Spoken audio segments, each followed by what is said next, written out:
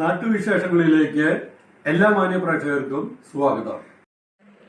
Lions club of Palakkad palm city Palakkad Karinkarappully Karunya old age ഹോമിൽ സംഘടിപ്പിച്ച ഓണാഘോഷ പരിപാടിക്ക് പ്രത്യേകമായി ക്ഷണിതാവായി എത്തിയ മാവേലിയുമായി lions club president R Babu Suresh നടത്തിയ അഭിമുഖം നമുക്ക് കാണാം.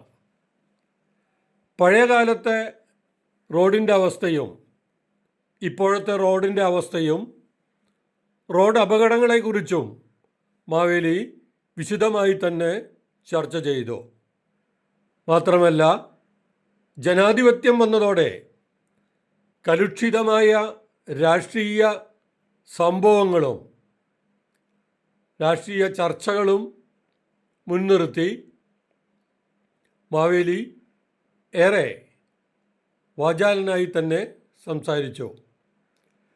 പഴയകാലത്ത് കള്ളവും ചതിയും ഒന്നുമുണ്ടായിരുന്നില്ല.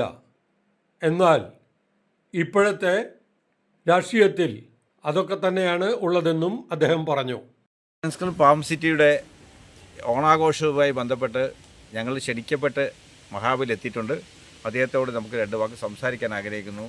അദ്ദേഹം നമുക്ക് പറയാനുള്ളത്, താങ്കളുടെ കാലഘട്ടത്തിൽ നിന്നും ഇപ്പോൾ ഈ 2025 കടന്നിരിക്കുന്ന ഈ കാലഘട്ടവുമായി ഒരു താരതമ്യം ചെയ്യുമ്പോൾ താങ്കൾക്ക് സമൂഹത്തിലേക്ക് നൽകാനുള്ള ഒരു മെസ്സേജ് എന്താണ്, അല്ലെങ്കിൽ നമുക്ക് എന്താണ് പറയാനുള്ളത് താങ്കൾക്ക്? അല്ല, ഞാൻ സത്യത്തിൽ ഒരു 7 ദിവസം കഴിഞ്ഞിട്ട് ഇങ്ങോട്ട് വരാനാണ് പദ്ധതി ഇട്ടത്. പക്ഷെ നിങ്ങളുടെ ക്ഷണം കൊണ്ടാണ് എനിക്കിന്ന് ഇവിടെ വരേണ്ടി വന്നത്. എൻ്റെ കാലഘട്ടത്തൊക്കെ ഈ ഗതാഗത സംവിധാനം എന്ന് പറഞ്ഞ ആളുകളുടെ അധ്വാനം കൊണ്ടാണ്, അല്ലെങ്കിൽ കായികപരമായിട്ടുള്ള അധ്വാനത്തിലൂടെയാണ് നമ്മൾ ഒരു ദിക്കിൽ നിന്നും ഒരു ദിക്കിൽ എത്തിച്ചത്.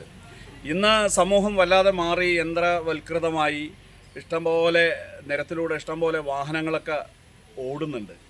പക്ഷേ അതിന് അനുയോജ്യമായ റോഡ് ഇല്ല എന്നുള്ളത് ഒരു വസ്തുത തന്നെയാണ്. കാരണം അതുപോലെ തന്നെ നീണ്ട ബ്ലോക്കുകൾ പല ഭാഗത്തുണ്ടായി. എനിക്ക് വരാൻ ഒരുപാട് ഞാൻ പ്രയാസപ്പെട്ടു. അപ്പോൾ എൻ്റെ കാലത്ത് അപേക്ഷിച്ച് നോക്കുമ്പോൾ ഇന്ന് വലിയൊരു ദുരിതം ഈ യാത്രാമാർഗത്തിൽ ഉണ്ടായിട്ടുണ്ട് എന്നുള്ള കാര്യത്തിൽ തർക്കമില്ല. പിന്നെ ഞാൻ പറയുന്നത് വെച്ചാൽ, അന്ന് നിങ്ങൾക്ക് പറയാനുള്ളതെന്ന് വെച്ചാൽ, ഞങ്ങളുടെയൊക്കെ ഒരു പൂർവികർ പറഞ്ഞ കേട്ടറിവെന്ന് പറയുന്നത്, താങ്കളുടെ കാലം കള്ളവുമില്ല, ചതിയില്ല, വളരെ നല്ലൊരു കാലഘട്ടമാണ് എന്നാണ് ഞങ്ങൾക്ക് കിട്ടിയ വിവരം അറിയുന്നത്. സത്യത്തിൽ അത് ശരിയാണോ എന്നുള്ളതാണ് എന്നോട് ചോദിക്കാനുള്ളത്. എന്താത്ര സംശയം? എൻ്റെ കാലത്ത് ചതി എന്നുള്ളൊരു പദം തന്നെ ഇല്ല. കാരണം എന്ന് വെച്ചാൽ അന്ന് ആർക്കും ആരോടും മത്സരമില്ല. അങ്ങനൊരു കാലഘട്ടമാണ്. ഇന്ന് നിങ്ങൾ നോക്കിയേ, ഏത് മേഖലയിൽ നോക്കിയാലും എങ്ങനെ മറ്റൊരാളെ തോൽപ്പിക്കാമെന്ന് ചിന്തിച്ചുകൊണ്ടിരിക്കുന്ന കാലഘട്ടമല്ലേ. ഇതെന്നൊക്കെ മനുഷ്യർ മാറണം. നമുക്ക് എന്തിനാണ് മത്സരം? മത്സരം ഉണ്ടെങ്കിൽ തന്നെ അത് ആരോഗ്യപരമായ മത്സരമായിരിക്കണം.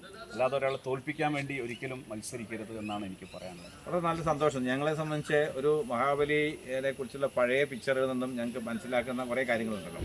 അതിൽ താങ്കളുടെ കാലഘട്ടം എന്ന് പറയുന്നത്, താങ്കളെ തിരിച്ച് പാതാളത്തിലേക്ക് താഴ്ത്തപ്പെട്ടു ഒരു സംഭവം ഉണ്ടായി അല്ലേ?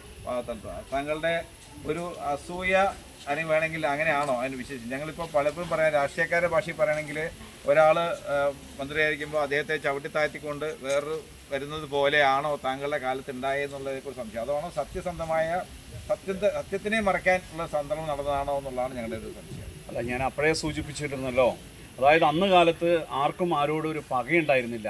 ആരും ആരെയും തോൽപ്പിക്കാൻ വേണ്ടിയിട്ട് മത്സരിക്കാറില്ല. ഇന്ന് നോക്കൂ, ഏത് മേഖലയിൽ എടുത്ത് നോക്കിയാലും എങ്ങനെ ഞാൻ വലുതാവാം, അതിനുവേണ്ടി എന്ത് തോന്നിയവസം കാണിക്കാനും ആർക്കും മടിയില്ലാത്തൊരു കാലത്തല്ലേ നിങ്ങൾ ജീവിക്കുന്നത്. എനിക്ക് കേരളത്തിൽ വന്നപ്പോൾ തന്നെ കാണാൻ കഴിഞ്ഞത് അതാണ്. ഈ ആനുകാലിക പ്രസക്തമായ കാര്യങ്ങളൊക്കെ അതല്ലേ.